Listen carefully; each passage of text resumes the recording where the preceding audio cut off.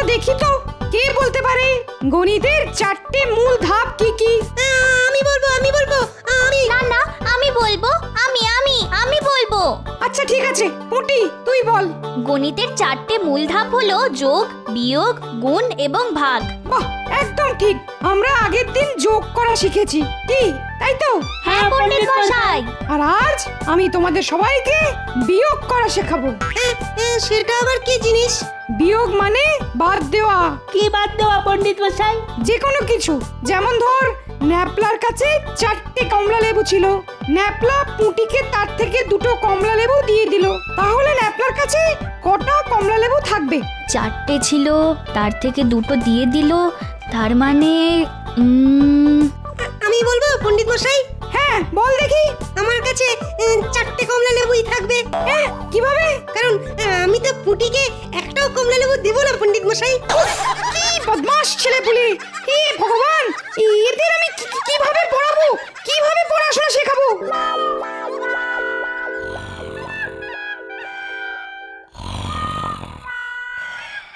এই যে বলি, এই যে ওঠো, কি গো ঘুম থেকে ওঠো গো, এই ওঠো না, ওঠো। দূর দূর, এই লোকটাই যে কত ঘুমোতে পারে তা ভগবানই জানেন।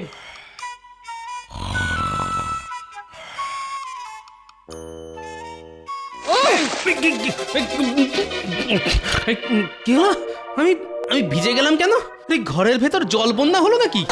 এখন তো শুধু বন্যা দেখেছো, বিছানা থেকে উঠে রাজসভায় না গেলে এবার ঝড় বয়ে যাবে। হ্যাঁ, ভূমিকম্প হবে, এই বলে দিলাম। দূর দূর, এই রোজ রোজ রাজসভায় যেতে আর ভালো লাগে না। সেই একঘেয়েমি বকম বকম বকর বকর বকম বকম বকর বকর। সভাসদ না পায়রা, সেটাই গুলিয়ে ফেলি। রাজসভায় না গেলে কিভাবে সংসার চলবে শুনি? তোমার কি জমিদারি আছে নাকি? কেন, আছে তো 2.5 বিঘা জমি। সেটাও তো বিয়েতে আমার বাবা তোমাকে দিয়েছিল, কিন্তু সে জমিতে আজ অব্দি ধান সবজি তো দূরের কথা, কোনোদিন একটা দুব্ব ঘাসও গজালো না। আমার কপালটাই খারাপ। কি দেখেছে তোমার সাথে আমার বিয়ে দিয়েছিল কে জানে। কি করব বলো?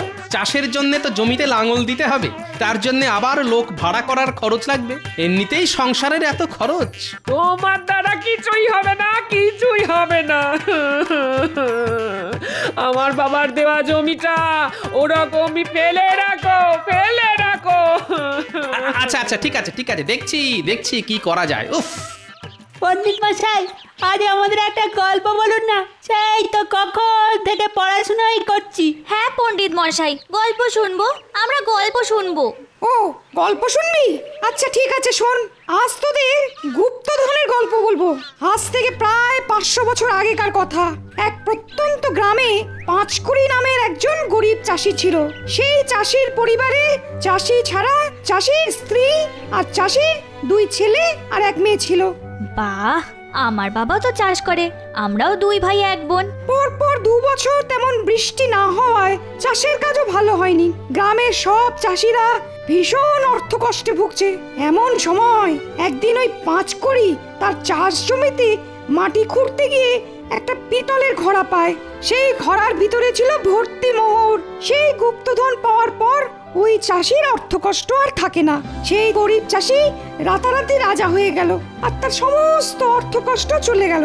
এটা তো একজন চাষির কথা বললেন, আর গ্রামের বাকি চাষিদের কি হলো?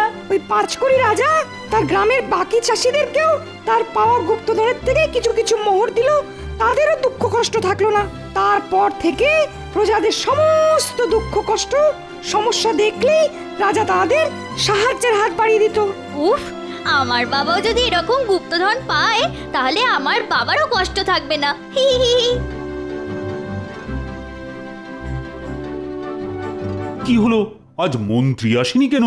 মহারাজ দেখুন, আজ আমি ঘুম থেকে দেরি করে উঠেও রাজসভায় পৌঁছে গেছি, কিন্তু আমাদের মন্ত্রী মশাই এখনো পৌঁছয়নি।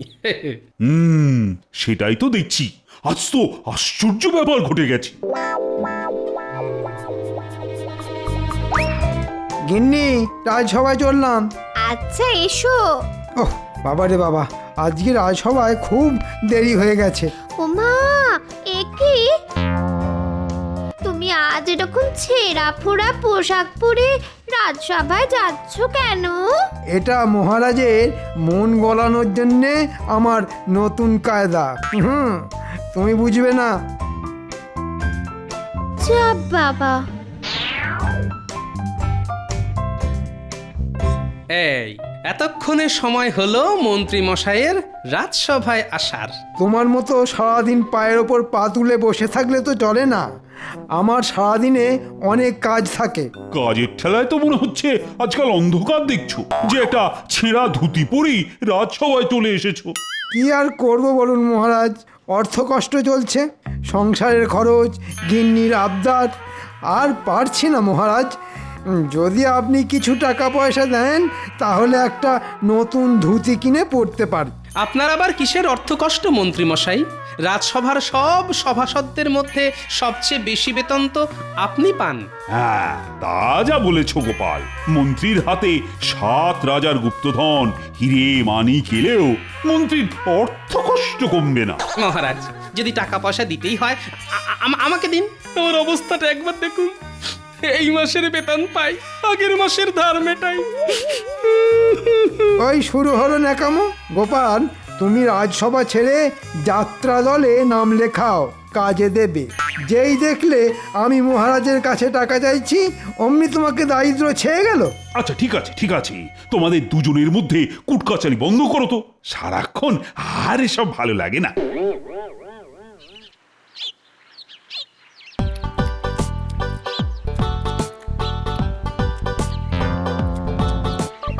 গুনি গুনি, আরেকবারটি মুড়ি দিয়ে যাও না।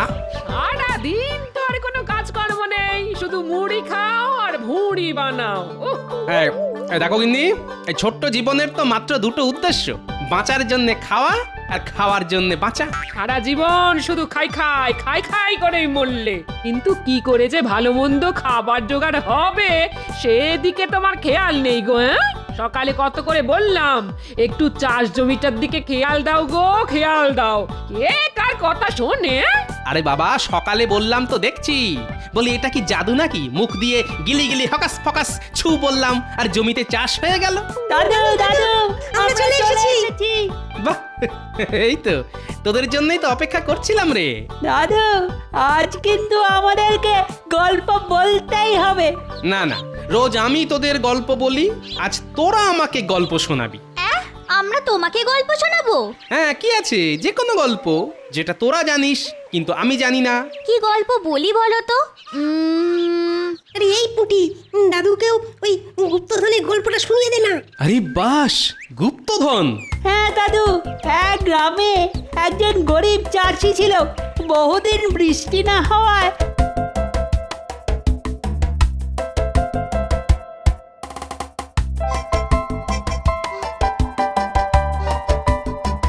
বাহ, তোরাও তো বেশ ভালো ভালো গল্প জানিস।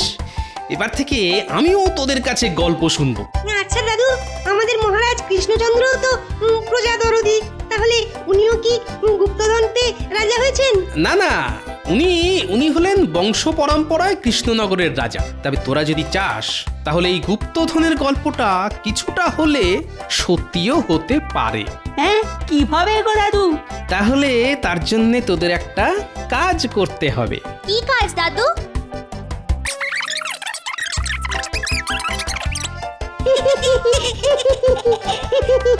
কথাটা মনে থাকে যেন। হ্যাঁ দাদু, মনে থাকবে।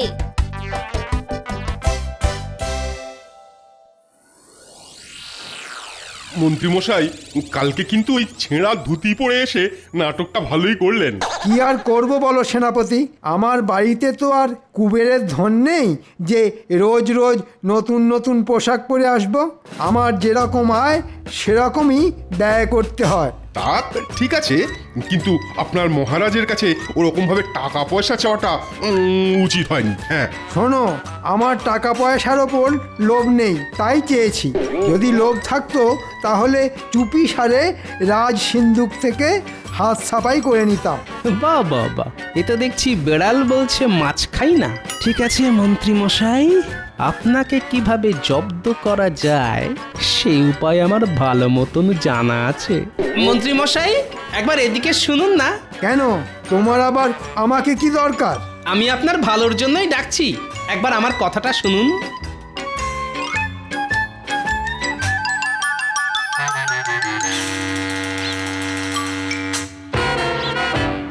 হ্যাঁ, কি বলবে বলো।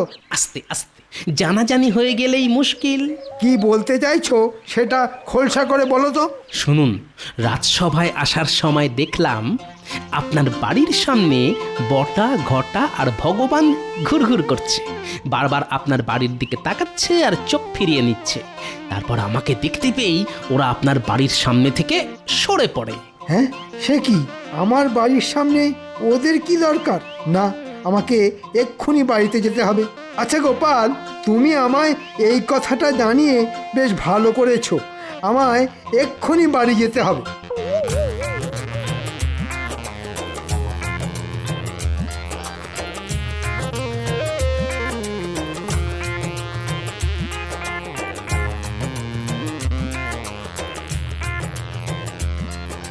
কি গো, তুমি এত তাড়াতাড়ি বাড়ি চলে এলে? বাড়ির সামনে আজকাল দিনে দুপুরে অকারণে লোকজন ঘুরঘুর করছে, তোমাকে সাবধানে থাকতে হবে। আরে বাবা, কে ঘুরঘুর করছে সেটা তো বলবে। সেটা তোমার জন্য কাজ নেই। যাও, রান্নাঘরে যাও, ভালো মন্দ কিছু রান্না করো।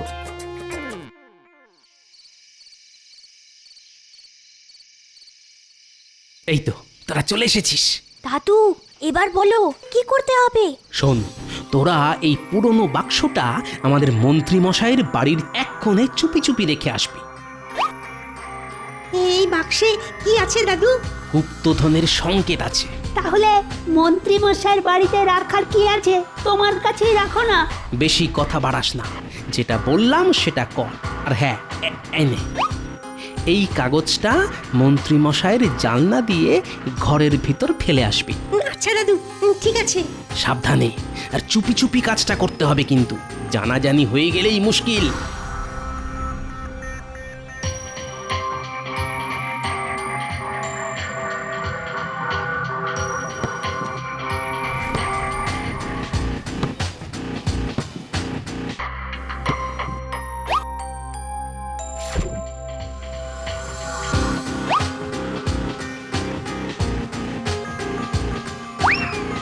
কে কে কে?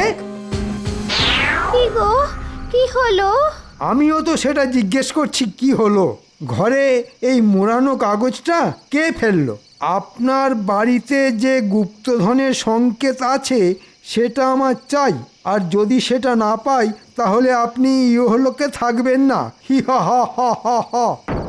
কি তোমার কাছে গুপ্তধনের সংকেত আছে?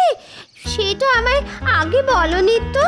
কবে থেকে বলছি একটা সীতাহার গড়িয়ে দাও, তার বেলা তো একটা রাখাটো না। হ্যাঁ দূর বাবা, আমি নিজেই জানি না।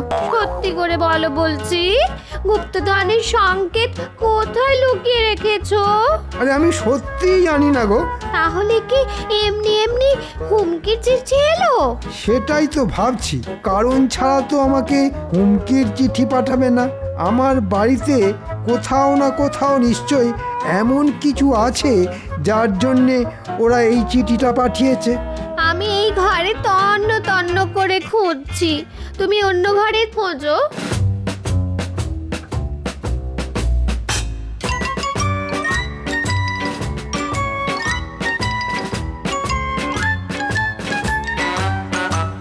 পেয়েছি গিন্নি, পেয়েছি। একবার এদিকে দেখে যাও। ও মা গো, কি আছে এতে? সেটাই তো দেখছি। এটা তো একটা মানচিত্রের নকশা বলে মনে হচ্ছে, আর নকশার এইখানেই আছে গুপ্তধন। ও মা গো, গুপ্তধন! আমার আমার সীতাহার, কানপাশা, ঝুমকো, কানের দুল চাই। হবে হবে গিন্নি, সব হবে। আগে আমায় এই মানচিত্র অনুযায়ী গুপ্তধনের জায়গাটা খুঁজে বের করতে হবে।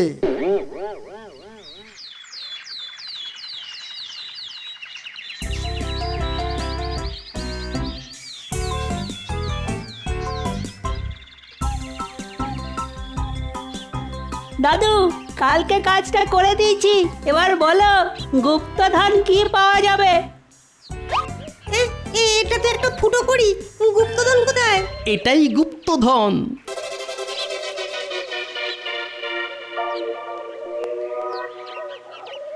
এ কি মানচিত্র অনুযায়ী তো গুপ্তধন গোপালের জমিতে রয়েছে।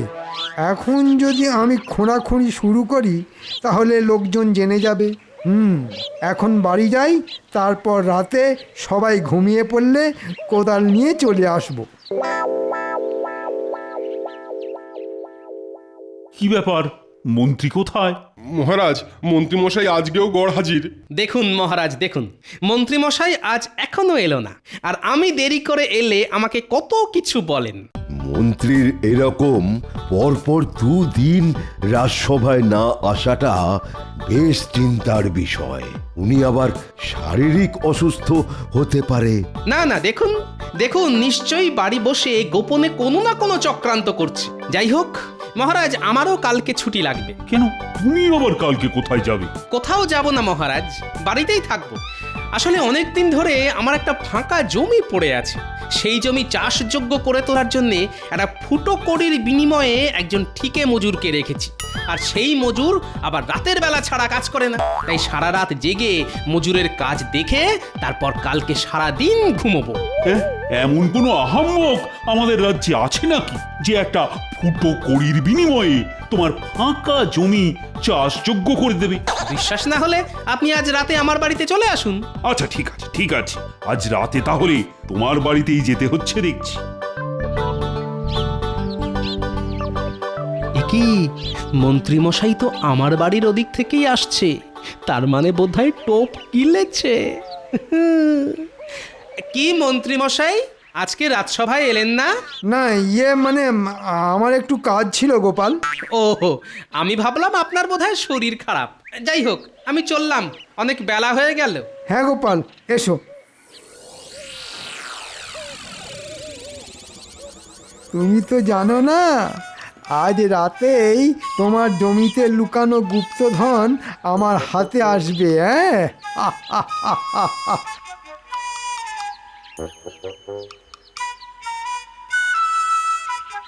গিন্নি, তোমাকে আর চিন্তা করতে হবে না। আজ রাতের মধ্যেই তোমার বাবার দেওয়া 2.5 বিঘা জমি চাষযোগ্য হয়ে যাবে। বাহ, তার মানে এতদিনে তোমার সুমতি হলো? তা কাকে মজুর রাখলে?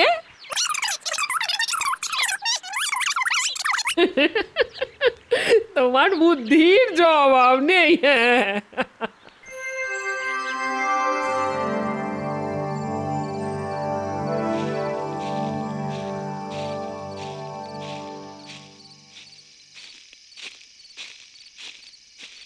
আসুন আসুন মহারাজ, আসুন। কি গোপাল, তোমার ওই আহাম্মক মজুর কোথায় যে তোমার পুরো জমি একটা ফুটো কড়ির বিনিময়ে চাষ করে দেবে? একটু সবুর করুন মহারাজ। এতদিন জানতেন সবুরে মেওয়া ফলে, এবার দেখবেন সবুরে ধান ফলবে। আপনি শুধু আমার সাথে আসুন, আর আস্তে আস্তে কথা বলবেন, নইলেই মুশকিল।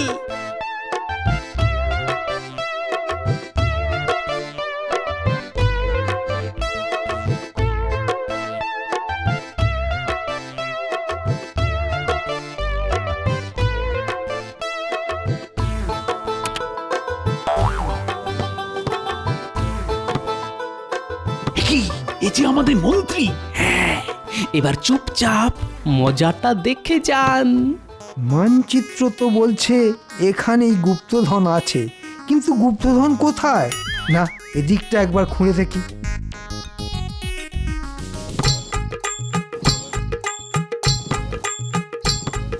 উফ, কি জ্বালাতন! গুপ্তধনটা কোথায়? না, ওই দিকটা একবার খুঁড়ে দেখি।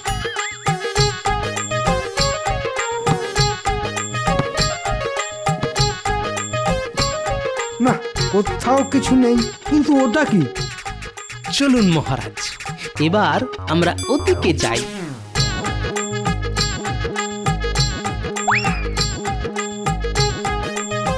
হ্যাঁ, এটা তো একটা ফুটো করি মাত্র। দেখলেন মহারাজ, আমার মজুর কিরকম একটা ফুটো কড়ির বিনিময়ে আমার পুরো জমিটা খুঁড়ে চাষযোগ্য করে দিল।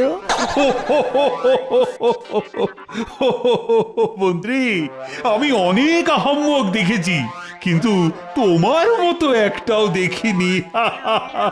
হ্যাঁ, তার মানে আমাকে ঠকানো হয়েছে? হ্যাঁ মন্ত্রী মশাই, আপনি গুপ্তধনের লোভে আমার ফাঁকা পড়ে থাকা জমিটা চাষযোগ্য করে দিলেন, তাও আবার একটা ফুটো কড়ির বিনিময়ে। এই পুরো পরিকল্পনাটাই আমার।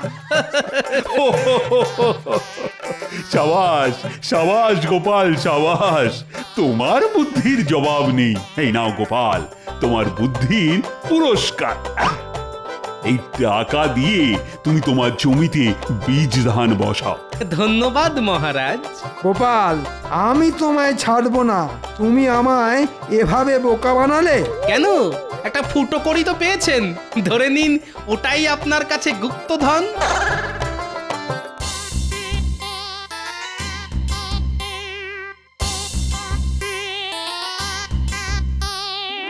নিন মন্ত্রী মশাই, একটু জল খেয়ে নিন, সারা রাত অনেক খেটেছেন।